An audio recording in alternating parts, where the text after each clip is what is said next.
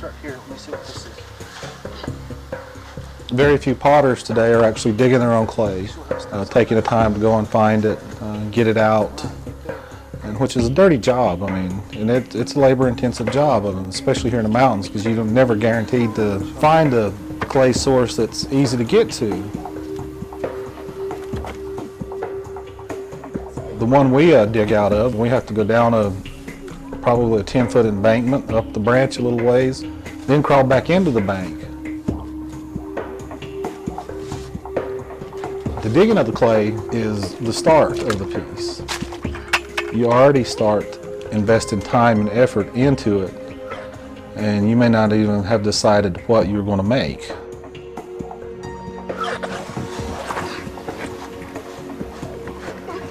It's like everything else. Everything has a beginning and an end. Finding and digging the clay is the beginning. It's the first step. I think all potters need to experience that at least once in their life, of digging a clay and basically doing it like the people used to do 200 years ago, 300 years ago. And that way it does become part of you, a more personal piece. I've been doing this for about 22 years now. Being able to work with my hands and be able to create, it is a way of life for me.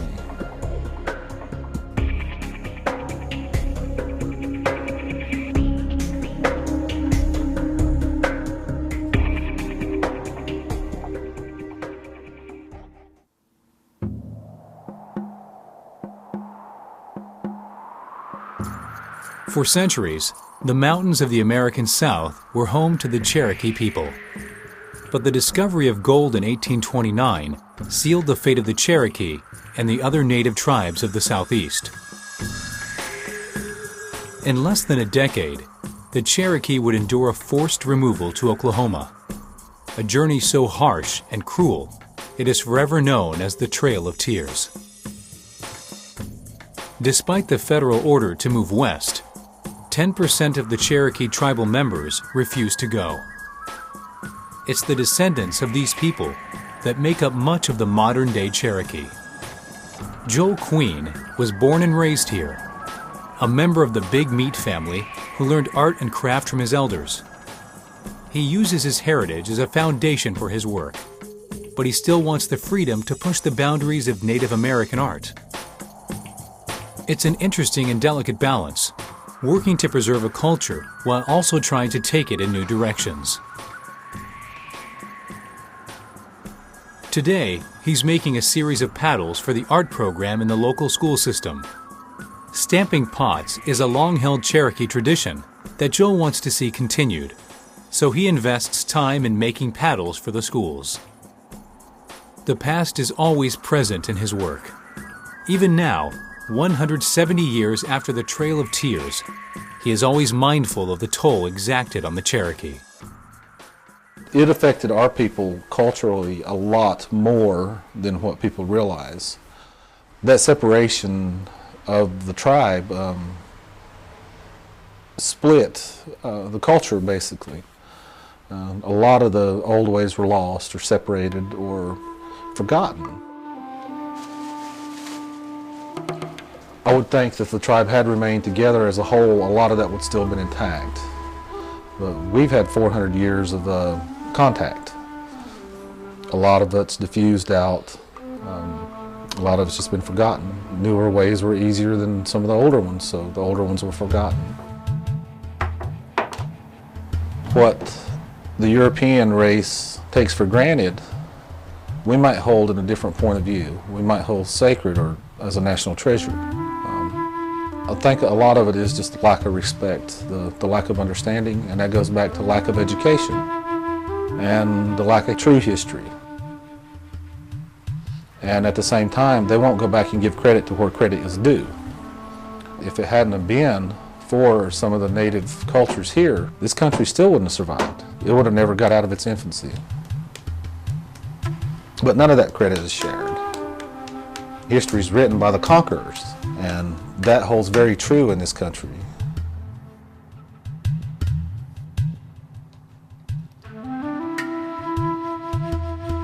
I'm the 9th generation of potters out of the Big Meat family. Ethel Big Meat was my grandmother. Unfortunately, I never got to work with her. She died of TB in the 40s. I did get to work with Louise Big Meat, her sister, for a short time. But on the other side of the family, my mother's side, they were all basket makers. So it was written, I guess, that some part of my career would be dealing with artwork.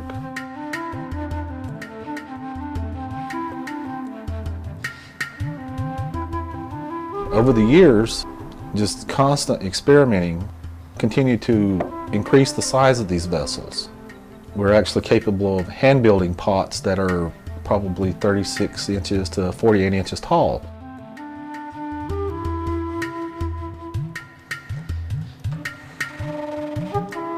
The original Cherokee pots were thin-walled, waterproof vessels that were pit-fired. I run into the problem with a lot of the older people saying, well, this is the way my mother taught me how to do it. And they're thicker, heavier walled pots. And I can't blame the potters that made those. They had to make a living. They started producing just heavier pots, just cranking out these pots to make $2 or $3 a piece for them. And if you had one pot that was thin-walled that you had to spend 10 hours on, and you were getting $3 for it, when you could have made 15 thicker-walled vessels at $3 a piece, what would you have done? That is a scenario, and it is an obstruction that I've had to face, because there were so many pieces produced at the village that the Eastern Cherokees were becoming known for thicker-walled, heavier pots, and that was a misconception all the way around. We didn't make these heavy pots, and I was able to back that up by looking at the shards, at the pot shards. Most of the pots that you will find intact and even broken, the clay walls were less than a 1/4 inch thick. In 2002, when we formed the Cherokee Potters Guild, it was specifically designed to bring out a thinner walled stamped Cherokee pot that could hold water. Fired the traditional way in a pit fire, made from native clays, hand dug clays. In the past 5 years, we've started breaking that mold.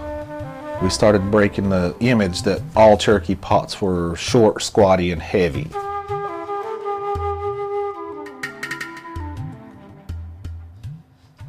I don't guard my secrets as closely as other potters would, simply because to be able to keep this tradition alive and to be able to keep Cherokee pottery going, I have to teach other people. And in the process of teaching, they have to watch what I'm doing. And I leave it up to them to whether they want to take off with that, or whether they just want to go their own way, or whether they want to take my techniques and expand upon them.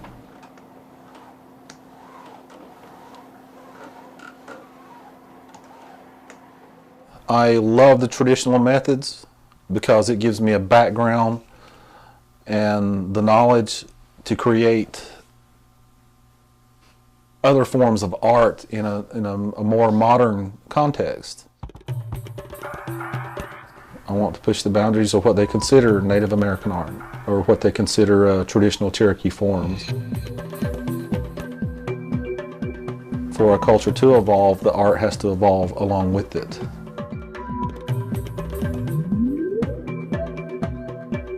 Some people may just see the wind blowing through the grass. I see the pattern the wind makes blowing through the grass. Then I see where I can use that pattern. And it's being able to take that philosophy of creativity and run with it, to be able to continue to run with it. I'm grateful that I can depend upon myself to make a living. And luckily, I have been fortunate enough to be in a position at the right time to where I can actually do what I love to do full time.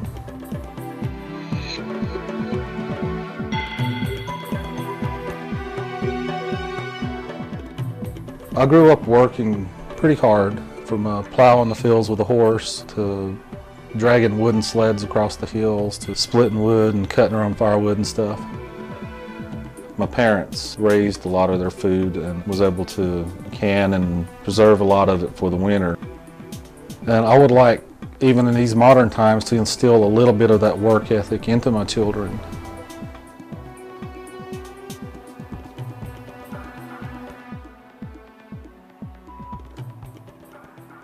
Different types of clay have different characteristics. Some work well and a fast pace. Some you have to take your time with. Some you are constantly babying, and some that you can just, once the pot's shaped, you can set it back and watch it dry without having to do much else to it.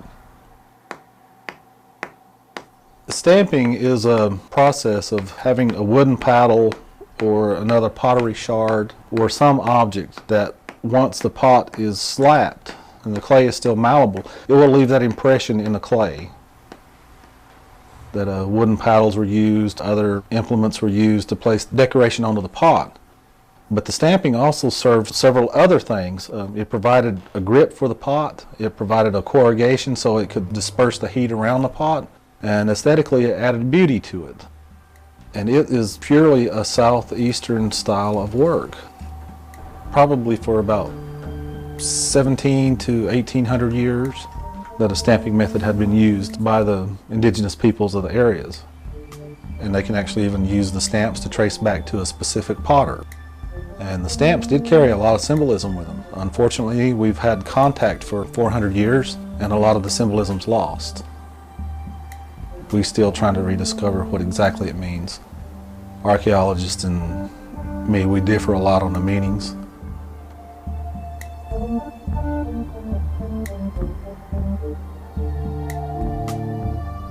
Usually they would take a sharpened stick or a sharpened bone or something and basically just draw onto the leather hard clay, and it would make a small indention to where you could see the design or a relief.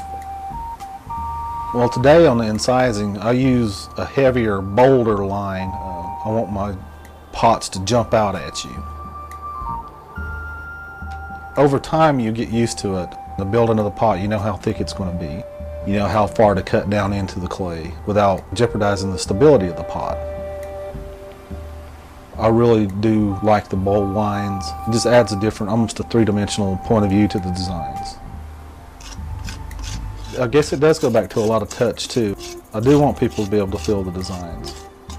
Even if you can't see, I would like for you to be able to identify what it is.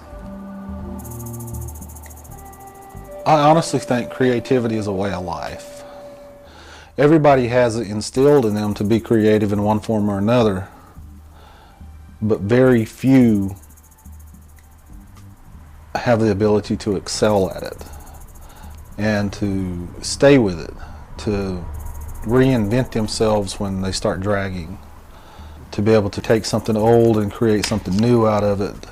It's just a way of looking at the world in a different point of view.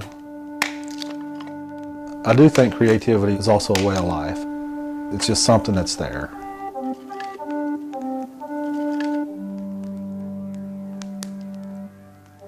The firing of the pot, that's the part that'll make or break you. It will show you all your mistakes. Once you start heating that pot, if you didn't join the clay together good, it's going to crack. If you heat the pot too fast, it's going to crack. The wind blows the wrong way, you got thermal shock, which will crack the pot. And I choose a pit firing style or a modified pit firing style simply because it is an older way of doing things. And I wanted to prove that you could still take a clay and make a functional vessel out of it. But to fire a good traditional pot, it takes a good 8 hours to do that.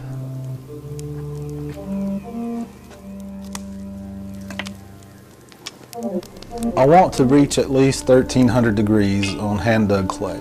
That way, as an earthenware, I am positive that it will hold water.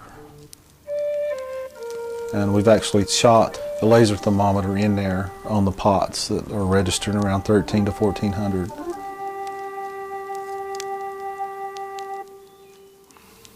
I've broken down and cried before when I've lost one of the large pots. To have 40 hours tied up in it and it's gone, that's basically a week's worth of work, and it's shot.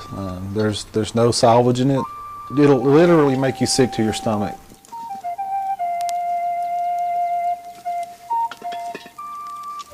I like to fire it in the evening time so you can see the pots change, see the glowing of the clay. Once the pot starts to glow, I know it's hot enough that I can start backing it back down. It's just time and practice to fire one in a wood fire, and an open fire especially.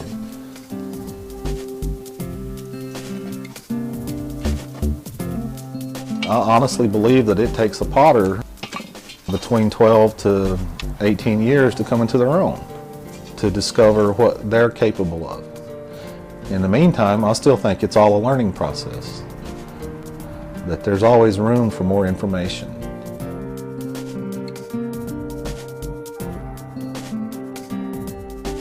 Don't let anybody fool you. There's always room to learn.